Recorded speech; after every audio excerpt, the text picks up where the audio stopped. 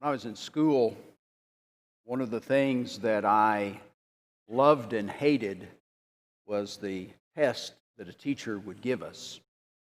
I loved it when I was fully prepared for that test, when I knew the material and I knew the teacher and I could anticipate the questions the teacher was going to ask, and I was ready. Just give me the test. I hated it, of course, on the other side. I hated it when I either didn't understand the topic, the text, or the class that we were doing. I was terrible at higher math, advanced math. It never made sense to me. And so when the test time came around, I hated those tests because I wasn't prepared for them. And the one that really got me from time to time was that pop quiz. Take out a piece of paper, take a pencil, put everything under your desk. I'm going to ask you some questions about the material you're supposed to be keeping up with. Oh, I hated those pop quizzes. We're living in a time of testing. We're living in a time that's really challenging to us on lots of levels. I feel like I wasn't prepared. I feel like I'm facing a pop quiz. I feel like the struggles around us are something that is of a challenge, something that maybe I wasn't prepared for. So we know that God is our hope. We know that God is in control. And we also know it's not always comfortable to face the challenges that we're dealing with. Let me tell you a story. Once upon a time, there was a giant oak tree and a little reed. They both lived by the river. They planted there, they grew there, and over time, that oak towered into the sky. As the oak grew and the little reed grew near him, the oak would often make fun of the little reed. You're nothing. You're weak. The wind blows and you sway. You don't provide anything for anybody, but I'm the oak. I stand strong and firm, and I cast shade for people. You're nothing, I'm everything. Then one day, the wind began to blow. The reed began to sway with the wind. Oh yeah, the oak had to bend a little, but the oak stood strong.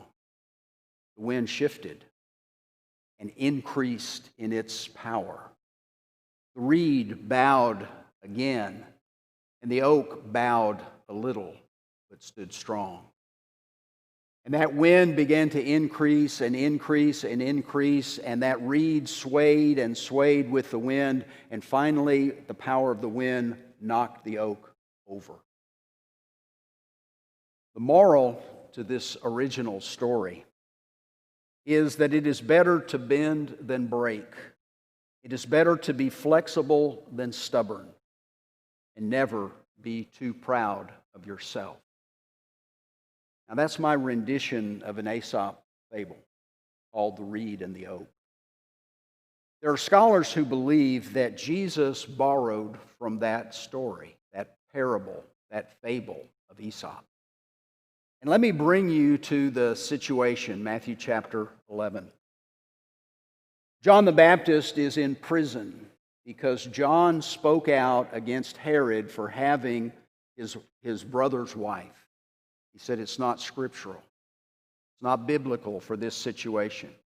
And through a series of events, John is arrested and is waiting his execution by being beheaded. While he's in prison, John is reflecting on everything that's going on. And he sends two disciples to Jesus. And they ask Jesus, John wants to know, are you the Haba? Are you the coming one, the Messiah? Or do we look for another one? You see, John's perception of the Messiah wasn't what was happening. John thought about the verses of judgment and the verses of justice, and he expected an overthrow of the Romans. He expected a renewal of the people of God. And he didn't see that. Jesus says to those disciples, you tell John this, and he gives them a list of messianic actions that the Messiah was supposed to do. Healing the sick, raising the dead, letting people out of prison, all kinds of things. And they left. And then Jesus turns to the crowd, and he began to speak to them, and he said, what did you go out in the wilderness to see? A reed shaken by the wind? Perhaps this is his borrowing from Aesop's fable. What then did you go out to see? A man dressed in soft clothing? Behold, those who wear soft clothing are in kings' houses. What then did you go out to see? Prophet? Yes. And I tell you, more than a prophet. Go out to see a reed blowing in the wind? Nope. Did you go out to see a man dressed in fine clothes out in the wilderness? Nope. But you saw a prophet, someone who's more than a prophet. This is he of whom it was written. He fulfilled prophecy. Behold, I send my messenger before your face, who will prepare your way before you. Truly I say to you, among those born of women, there has arisen no one greater than John the Baptist, yet the one who's least in the kingdom of heaven is greater than he. When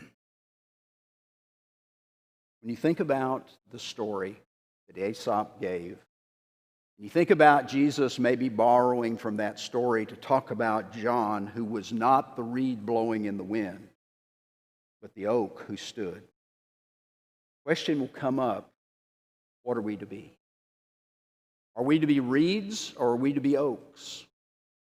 And the answer is it depends on the context.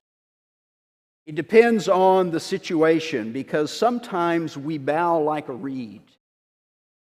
When we worship God, Gene read for us a little bit ago, come, let us worship and bow down. Let us kneel before the Lord our Maker, for He is our God. We are the people of His pasture and the sheep of His hand. Sometimes we bow before God in worship. Sometimes we bow in times of insult. Jesus said, turn the other cheek. If someone strikes you on the right cheek, turn to him the other also. He's talking about insults. Just go with the flow. Just bow to that. Don't fight back on that situation. He's not talking about protecting life and liberty and property and those things. He's talking about somebody giving an insult. Just don't worry about it. Sometimes we bow in matters of opinion. When things just don't matter, we bow. We let it go. It's not that important. But sometimes we have to stand like the oak, even if our bow has to break. John the Baptist refused to give in to Herod. It cost him his life. Elijah stood strong like a mighty oak against the prophets of Baal, and at the end of that competition, Elijah thought, they've come for me, I'm the only one left. And God says to him, I've got 7,000 who've not yet bowed the knee to Baal. You stand strong, Elijah. Think about the negative side of the reed for just a minute. There's a time to be the reed, by the way. Think about the negative side. When the wind blows, the reed bows with the wind. And I thought about this. The very first thing that came to my mind was the elected politician. The wind of the populace blows and the politician bends. Not because he believes it necessarily, but because this is how he's going to maintain re-election. I'm going to bow to the whims and the winds of the people so that I can get what I want to get. They're the winds of the politically correct atmosphere. The wind blows, what do? If we're politically correct, we blow with the wind. We bow with the wind. But sometimes the wind goes against what we're taught. There are a lot of things happening in our country today that I never thought I would live to see. The politically correct atmosphere is one of those. And I want to prepare us for what may be worse in the future. I hope it's not. But I don't feel right standing before you and not warning and encouraging and stirring confidence and courage in our God. There's going to come a time soon, I believe, when you and I will be guilty of hate speech if we share God's definition of marriage, for instance. There's coming a time when if we don't uphold the cultural view of marriage, which is very different in many cases from what God says, you're going to be charged with a hate crime. This preacher will be charged with a hate crime. Are you ready to do that? Are you ready to stand up for what God says, or are you wanting to blow with the wind? There's a time when we're going to have to make a choice about all kinds of issues. And those winds blow against Bible. This isn't politics, by the way. I know we get this ooey-gooey feeling when we start talking about things that involve our government and some of the things that the government tries to cram down our throats. This isn't politics. This is Bible. See, God has given us certain unalienable rights. The job of the government, Romans chapter 13, is for them, the government, to protect your rights that God has given you. That's their job.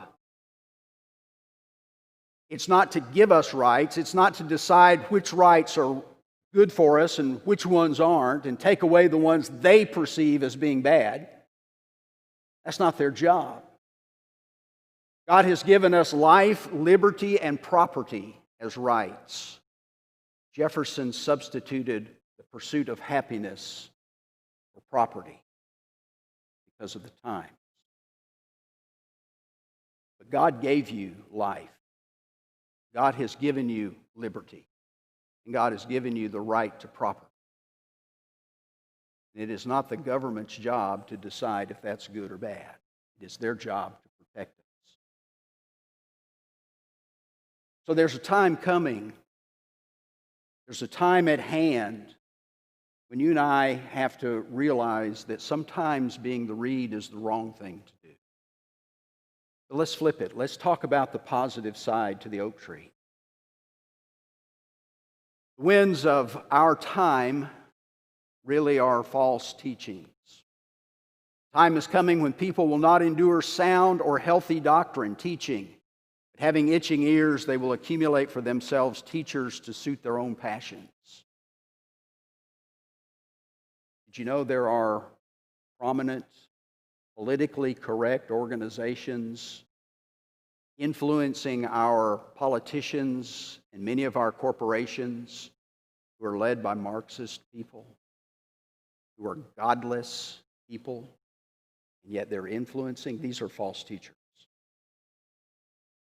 They are accumulating teachers, people with itching ears are accumulating teachers who are teaching false things. But that oak does some positive things, even though they're costly. I'm going to read you a list of names. And I'm not going to ask you, but you think if you know these names. Now, these names came from a letter. So I assume that the sender and the receiver of this letter knew who these people were, because some of the names are without first names, some of them have just initials. So I'm going to read these names to you. Initial A, White. John Cole. Lacking first name, just the last name, Baker. Andrew Smith. Last name, Jennings. William Smith. Solomon Bardwell. Alfonso Steele. And last name, Wiley. Anybody? I didn't know those names until I looked them up. I'm going to give you some names that you will know. Because these two groups of names have something in common.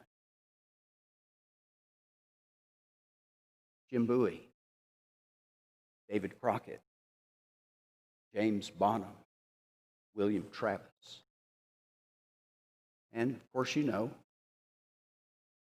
the Alamo is the commonality. The first list of names were those who went AWOL from the Alamo.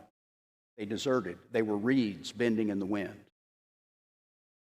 The other group was a group of oaks who stood up for Texas independence from Mexico at all costs.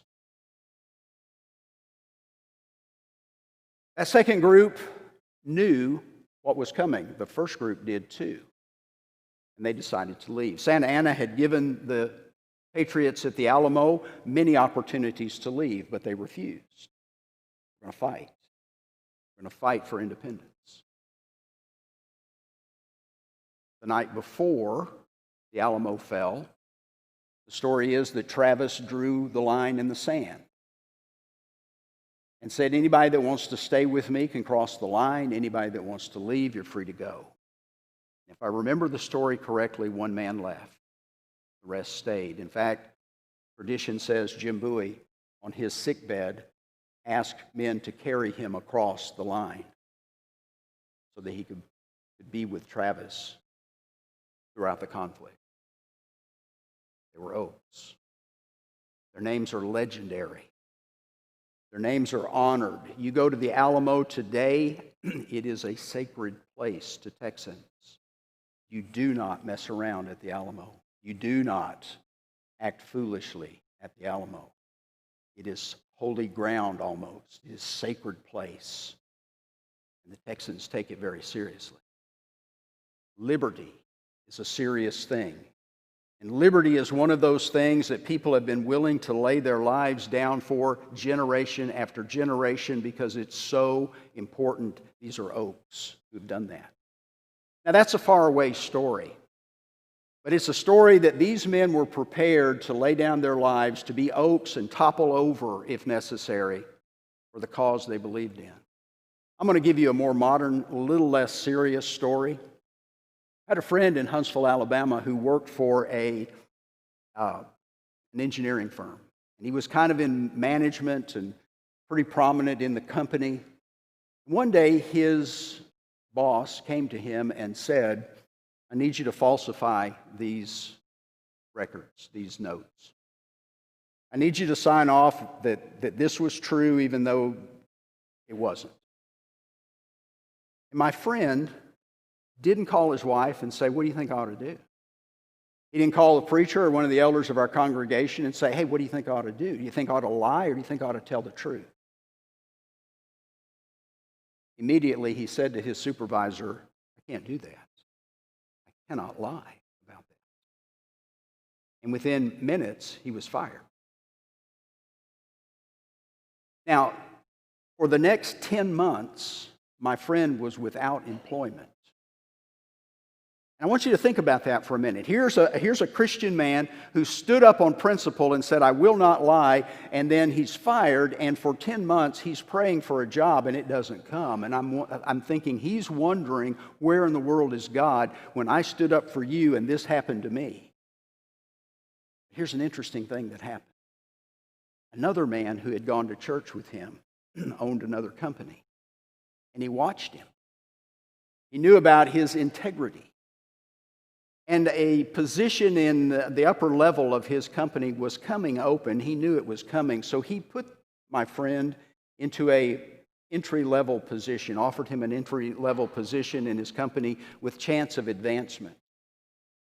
So my friend took it. He went up through the ranks very quickly, of course, and was placed in a managerial role and is doing well today. The owner of that company knew the integrity of that worker. He knew that this man is going to do the right thing. Why did he do that? Why did he face that test and choose to be honest instead of dishonest? because he was prepared. And he did topple over, but then he came back. But he was prepared to do the right thing. You remember the story in Daniel chapter 3 of the three Hebrew boys. Shadrach, Meshach, and Abednego, we know them by. That's their Babylonian names. Those three boys are in Babylonian captivity, and Nebuchadnezzar the king decides to make an idol to himself, and he's going to have everybody worship when the music plays, bow to the idol, and everything's okay. These three boys said, no, we can't do that. They refused to bow to the idol. And they were brought before the king, and Nebuchadnezzar began to harass them, to talk to them, to try to convince them that the right thing to do is to bend like the reed so that you can live.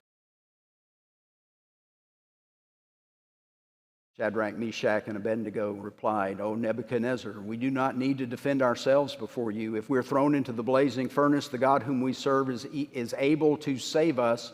He will rescue us from your power, your majesty.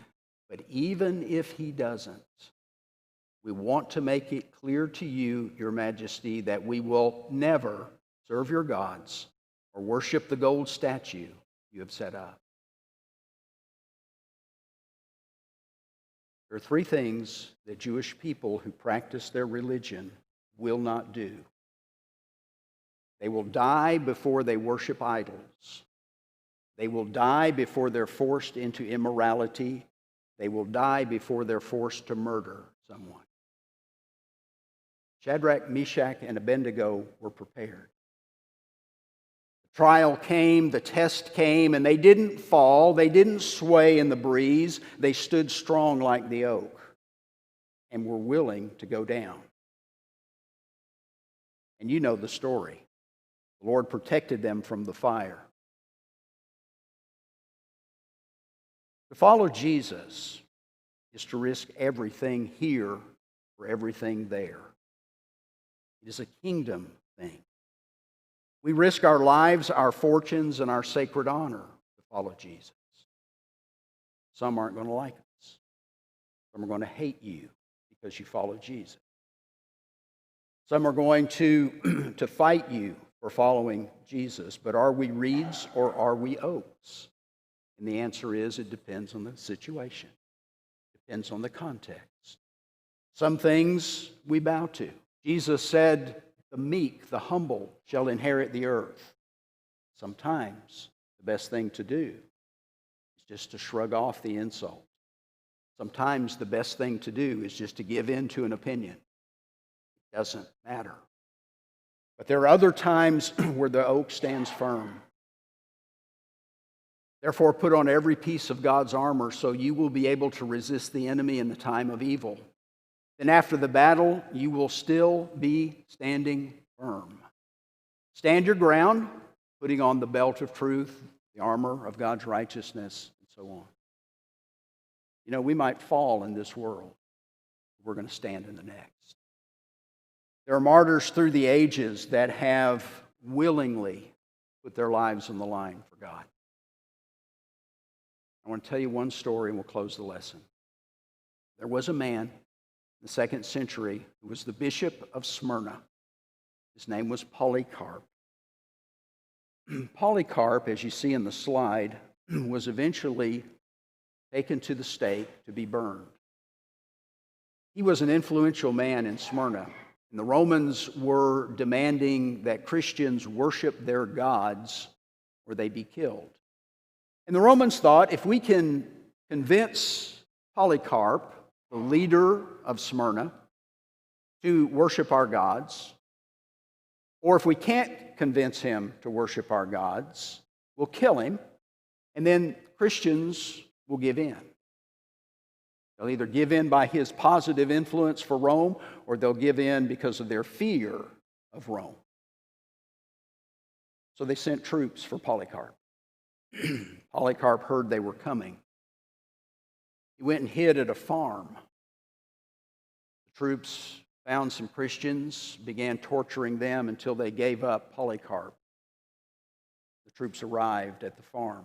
Witnesses said that Polycarp went out to greet those Roman soldiers as if they were long-lost friends, offered them refreshments, sat down with them, talked with them, and he said, I know why you're here, and I'll go with you, but give me an hour to pray. Fine. Pray to your God for an hour. The Romans listened as Polycarp prayed. They were so impressed with his prayer that they gave him another hour to pray. And at the end of his second hour of prayer, Polycarp comes to the Romans and says, let's go. On the way back to the city, to the arena where Polycarp would eventually die, the city magistrate comes out in his chariot, and he puts Polycarp in his chariot, and they ride along. And on the way, the magistrate is reasoning with Polycarp. You know, you don't really have to believe what we're saying. All you have to do is go through the motions of worshiping our gods. No, I can't do that. Magistrate eventually gets angry with Polycarp, kicks him out, drops him on the street, and he was an old man. And he scuffed up on that Roman road, and he picks himself up, and he falls in line behind the Roman soldiers, and he marches into the arena. People in the crowds are shouting, away with the atheist. Polycarp says, away with the atheists. Since he didn't believe in their gods, they thought he was without a God. Since they didn't believe in his God, he thought they were without God. Atheists. Angry cries, shouting for the death of Polycarp. More attempts to get Polycarp to give in. You don't have to mean it. Just pinch some incense and offer it to the gods. It's no big deal, and you'll get to live. Here's what he said. 86 years I've served him, and he never has done me injury. How then can I blaspheme my King and my Savior? The governor threatened Polycarp with the fire. Polycarp said, let me tell you about the eternal fire. That didn't help. So the governor finally gives the order to burn Polycarp alive. They came with hammer and nails to nail him to a stake. Polycarp said, you don't need to do that. He held out his hands, and they bound his hands. And then they lit the fire around Polycarp. And as you look at this picture, witnesses said that the fires parted. Didn't touch Polycarp. Kind of like the Shadrach, Meshach, and Abednego story. Fires just opened up around him. They weren't harming him at all. One of the soldiers, whose job it was to put animals out of their misery who had been injured in the arena, finally walked over to Polycarp through the fire and stabbed him and killed him. Polycarp was an oak. There's a time right now that we need to prepare. Hopefully, nothing bad is going to happen. But God never promised that. God never promised that we get an easy road. And you know, I was thinking this morning that the people of the Scriptures didn't really ask for an easy time, did they? Joe mentioned the arrest of Peter and John this morning, and coming out of prison, they go to the disciples and they prayed for boldness. They didn't say, God, you know, this is tough. Can you make it easy for us? Can you lift the load just a little? That's not what they did. Give us boldness to stand. Give us boldness to be the people of God that we need to be. Give us boldness to declare your word to people who are lost without it. Give us boldness to stand up in the face of adversity with courage and faith for the impact it'll have on others. They were oaks. And God blessed them, and the gospel spread. Now it's our turn. God says to us, yeah, there's a time when things are not important that you bend. But when it gets important, stand strong. And I'll be with you. I may be with you in the fire. I may be with you in whatever. I'm with you. And don't forget, what you've got waiting for you is far better than what's here. Chris, if you'll lead us in an invitation song, we're going to offer the opportunity for any who may need to respond to come now. Need to put Christ on in baptism, or if you need prayer, this is a good opportunity. Let's stand, let's sing together.